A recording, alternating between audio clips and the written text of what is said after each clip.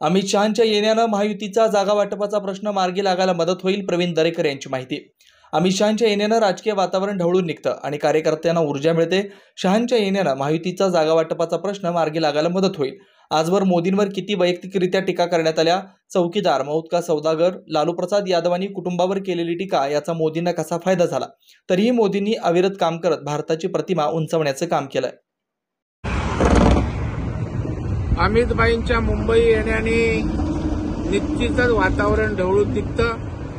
आमच्या कार्यकर्त्यांना प्रेरणा आणि ऊर्जा सुद्धा मिळत असते आणि स्वाभाविकपणे अमितभाई आले तर या ठिकाणी ज्या ज्या राजकीय अडचणी असतील, तिकीट वाटपातले तिढे असतील, ते इथल्या पक्षश्रेष्ठींशी, मुख्यमंत्री असतील, देवेंद्रजी असतील, अजितदादा असतील किंवा जे काही महत्वाचे त्यांना वाटत असतील त्यांच्याशी चर्चा करून निश्चितपणे मार्ग निघायला मदत होईल।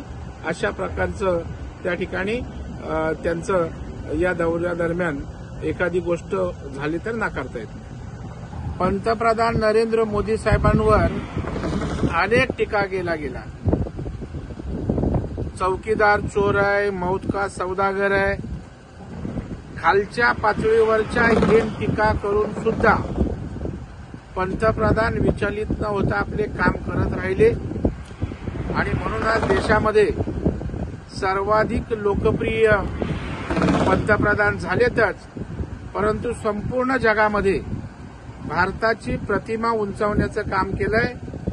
5वी अर्थव्यवस्था देशाला केलंय आणि 3ऱ्या अर्थव्यवस्थेकडे नेण्याचा संकल्प आपल्या 3ऱ्या टर्ममध्ये त्यांनी केलाय।